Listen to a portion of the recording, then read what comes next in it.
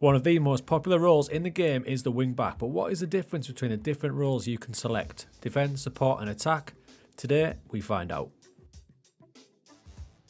Hello again everyone. Now FM24 is out and we're all wanting to build our own tactics, and you'll see a load of people using wingbacks, but are we using them correctly and do we know what they're doing? Today we're going to look at the role and the different duties you can use. We're going to set up with Inter Milan. This is just a little 4-3-3 I've knocked up that I'm working on at the minute, and we're going to focus on Denzel Dumfries. He's going to be our weapon of choice for this little guide. So we're about to take on Sassuolo, and we'll keep reloading that game and play it with attack, support and defend, and then you'll be able to see in game where the difference is in positioning. Now, first off, we'll start with Wingback Attack and look at the set PIs that he's already got. So there he is on Wingback Attack, and you can see there's two set PIs, cross and byline. Ask players to get to the ball as high up the pitch as possible in wider areas before attempting the cross, and get further forward, which goes without saying when he's on Wingback Attack. Okay, the first thing you'll notice that even when the ball's on the other side of the pitch down here, you can see Dumfries over there, he will still make advancements down this side of the pitch, kind of letting go his defensive responsibility because he wants to be an effect in the higher part of the pitch. Let's play this on. Barella's got it. You can see Dumfries itching to get forward. Off he goes. Thinks better of it, but then as Thuram gets the ball, off he goes again. Now he's pretty much sat in a midfield position, whereas his opposite fullback, DeMarco, still in a traditional position, but Dumfries is up there ready to cause havoc down this side of the pitch. What that does mean is he's got further to get back. You can see the gap there that Sassuolo could potentially exploit. So that's something to bear in mind when you're building a formation that you might need to cover for him if you want him to be one of your main attacking threats.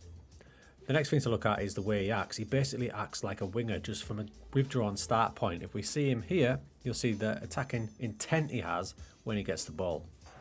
Pavard gives him it, and now he's got it. Now in another position, a fullback maybe, a more withdrawn wing back, he might look to pass the ball, but he just sees this big gap down here to attack, very much like a winger, dribbling, forcing his way high up the pitch. Look how high up he is now. He's one of the main attacking threats. What it does mean is you'll always have a threat down this right hand side. You can see there Fratese's got the ball, the inside forward Mkhitaryan is tucked in, so Dumfries is dominating this half of the pitch, so you've always got an outlet with a wing back on attack. Fratese ignores him this time, but look at the gap he's got, and he's made that ground up. When you look at key attributes for the wing back, you'll notice that there's not a lot of difference between that and a winger. The only difference being mental attributes come into play for the wing back on attack because he's got a defensive part to play as well, but the attacking things such as your technicals and also your physicals, very similar, so they have very similar roles. You've just got to bear in mind that your wing back's got a lot of space to cover. You can see how important he is from an attacking perspective by the amount of key passes he has, 2 from fullback, and of course the crosses as well, 9. And if you check out the pass map from the match, you can see how high up he is, basically playing in that midfield zone. So I've reloaded now. Only changes, Dumfries will be a wing back on support on this one. We'll have a quick look at his hard-coded player instructions first. So there he is, wingback support, and the only thing that's added to him, hard-coded, is get further forward. To establish when you use a wingback on attack, you're using him as one of your main attacking threats. But on support, he's there to do just that, support the attack rather than be one of the main attackers. This shows it here. Hakan gets the ball and he receives it. Now, if he's on attack, he might be looking to break down the side here, start dribbling. Instead, plays a more sensible ball, still offering a passing option. Again, Pavard finds Mkhitaryan, and Dumfries, he's hanging back, he's not overlapping. Like a wingback on attack would be bombing down there, giving them the overlap option because he wants to cover all that flank. Instead, he holds his position wide, offering a different option, in fact coming inside and passing more. So he'll probably look to do that more than hit that byline, find the easier pass, support the attack. Attribute wise, the only big difference in the key attributes from an attacker to a support is a bit of expressiveness. If you look at the wingback on attack, especially on flair, you can see it's highlighted. They feel like that's a key attribute. You drop it down to support, everything stays the same, flair is dropped. Player stats from this match, you can see another 2 key passes, but he's crossed the ball far less, only 4 times on this occasion.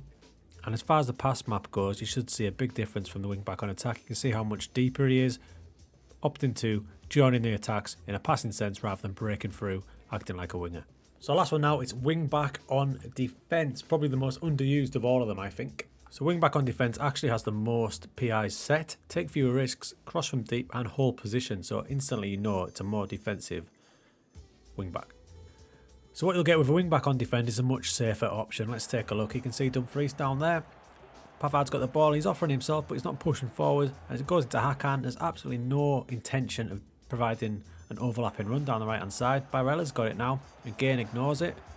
And he's very much in line with his central defenders, playing it much safer than either the support or the attack. As it comes forward still, Barella's got it now. Look at the space in front of him, but he decides not to go for it.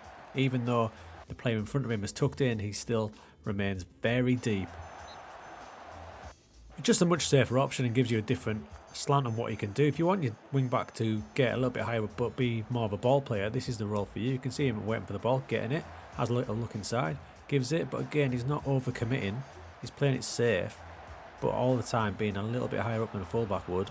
But he doesn't feel the need to push on even there. Look at the gap he's got, but he's just holding, supplying support to his central defenders. Of course, by not overcommitting, what it does mean is when you do lose the ball, he's in a better position to get back in line and provide cover. There you can see he's now in line with his centre-back. There's loads more cover. He's not overcommitted. Key attribute-wise, very similar story to the wing-back on support. Your wing-back is still an aggressive player, so there's still a lot of key attributes attacking-wise. But when you drop it to defend, the only thing that drops down is flair. So it's still a really taxing role. You need a good player to do it. You can see the change in the match stats. He's much more of a passer than a crosser. 2 key passes, but only 1 cross attempted.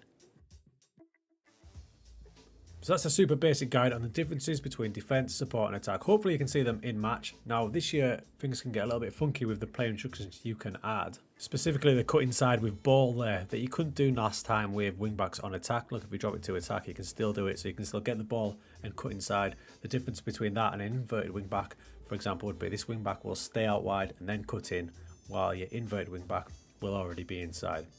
Lots that you can do though to affect your team shape. Also something to point out, a bit more advanced stuff that your wingbacks will perform a little bit differently depending on what role's in front of them. But today was all about what you can expect from that role in isolation.